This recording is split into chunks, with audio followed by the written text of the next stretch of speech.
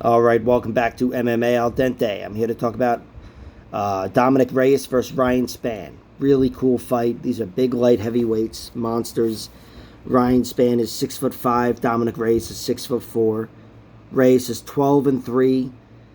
I don't know what his UFC record is, but it's something like 5 or 6-3 or something. His 3 losses came in his last 3 fights, and he's taken some time off since he got knocked out brutally by Yuri Prohashka, whatever it was, almost 2 years ago, a year and a half ago.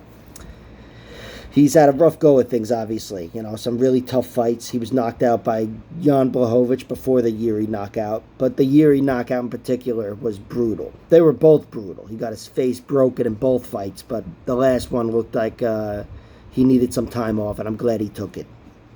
Dominick Reyes, he is a guy that his ceiling is still championship. He's shown to be a very good fighter, can fight long for 15 minutes, can fight for 25 minutes as well, but he's put away most of his opponents. He's 12-3 with 9 finishes, 7 knockouts, and I think all of them come in round 1, or at least a good portion of them. His 3 losses I went through: Jan, Yuri, and Jones. Which, by the way, the Jones fight, if you want my scorecard, I scored it for Jones. If you scored that fight 4-1, I think for either fighter or anything in between, it's a fair scorecard.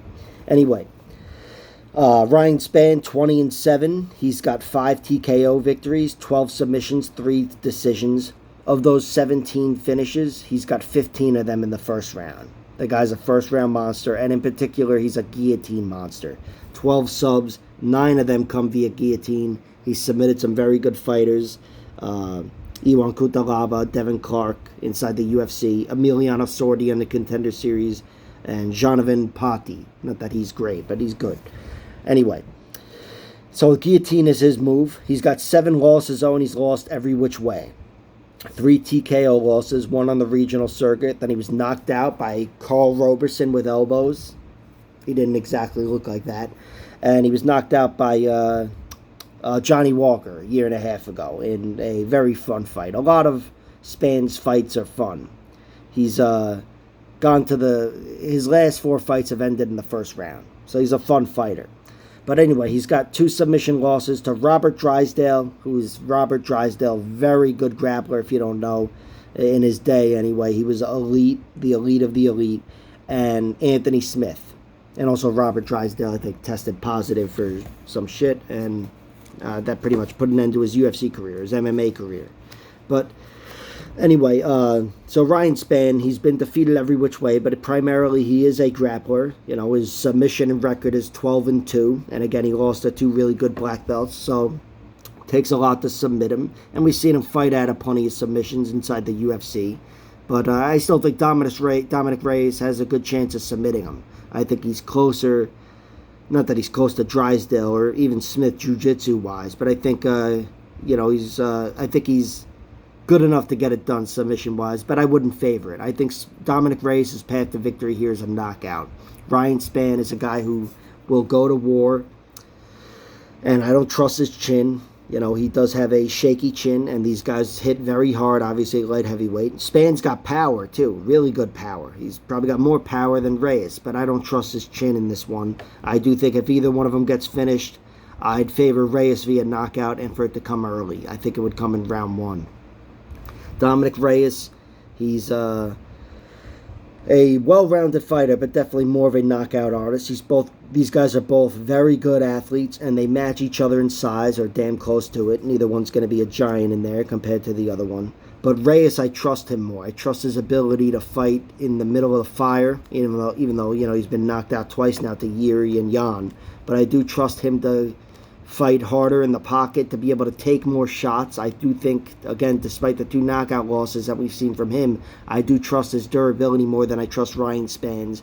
Ryan Spann's always had a little bit of that shaky leg Travis Brown syndrome, where it's like before I ever saw him knocked out, I said, oh, this guy's like, I don't think it's going to look good when he takes an elbow to the head.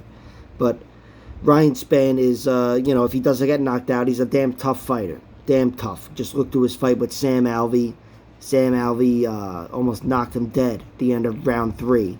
A fight in which Spann was definitely winning. And he survived and he did win, but man, that it took a lot for him to survive in round 3. Alvey, of course, I do think would have gotten the knockout if he had more time, but still, Spann fought through it. So he's a guy who won't quit unless his chin fails on him, or if Robert Drysdale or Anthony Smith have his back. But still, I'm inclined to think he's going to go down here. I trust Dominick Reyes' power. Dominick Reyes has great power in his hands. We've seen him produce knockouts over Jared Cannonier, the vicious uppercut, and Chris Weidman, even though it was Weidman who had a shaky chin at middleweight. But still, Reyes, he throws great head kicks, got a few head kick knockouts. I just trust his striking overall and his ability to strike. I think his durability, I can't call him a durable fighter coming off of 2 knockout losses, but I think it will be an advantage here compared to Spann's durability. If these guys are both throwing down and both getting hurt, I think Dominick Reyes is the last one to go down. So I think it'll be a matter of chins failing, and that's more likely to come early. Dominick Reyes via knockout round 1 is my prediction. Of course, Spann could win round 1 any which way. Again, he's got 15 out of 20 round 1 victories, most of which are submissions, most of which are guillotines. So there's something there. And that's why I like betting on the under for this fight. I like the under at minus 110. It's set at 1.5 rounds, which usually I'm not crazy about 1.5 rounds. But I've been saying that like every week, so I guess I am crazy about it, bit by bit. I think there's definitely some value here at almost even money, minus 110. Covers either one of their chins failing at the light heavyweight, damn near heavyweight level here.